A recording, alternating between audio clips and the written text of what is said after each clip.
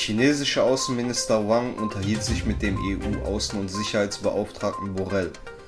Borrell sagte, dass es zwar Differenzen gebe, aber dass man trotzdem bei wichtigen Themen zusammenarbeiten werde. Auch der Menschenrechtsdialog müsse fortgeführt werden. Borrell sprach auch Themen wie Uiguren, Hongkong und Taiwan an.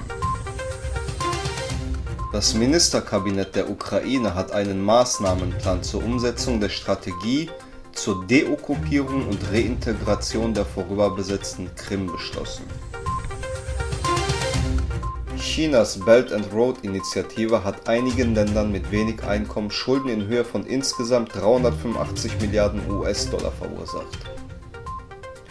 Im Zusammenhang mit Seidenstraßenprojekten wurden die finanziellen Verbindlichkeiten vieler Länder seit Jahren systematisch unterbewertet und haben zu steigenden versteckten Schulden oder nicht offengelegten Verbindlichkeiten geführt, zu deren Zahlung Regierungen möglicherweise verpflichtet sind. Schon länger steht YouTube unter Druck, gegen Fake News von Impfgegnern vorzugehen. Nun führt die Videoplattform neue Regeln ein, die es verbieten, Falschinformationen über Vakzine zu verbreiten. Einschlägige Kanäle wurden bereits gelöscht. Russlands Präsident Putin und der türkische Staatschef Erdogan haben bei einem Treffen in der südrussischen Stadt Sotschi die Zusammenarbeit ihrer Länder gelobt.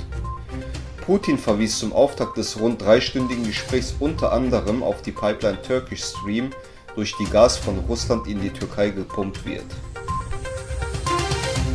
EU-Kommissionspräsidentin Ursula von der Leyen hat nach einem Treffen mit dem Präsidenten Kosovos das Ziel bekräftigt, dass der westliche Balkan künftig Teil der Europäischen Union werden soll. Mit Blick auf die Spannungen zwischen dem Kosovo und Serbien sei es von entscheidender Bedeutung, dass sich die Beziehungen normalisierten. Am Prager Flughafen wurde ein aus Spanien kommender Reisender während der Kontrollen mit 1,5 Kilogramm Kokain im Magen erwischt.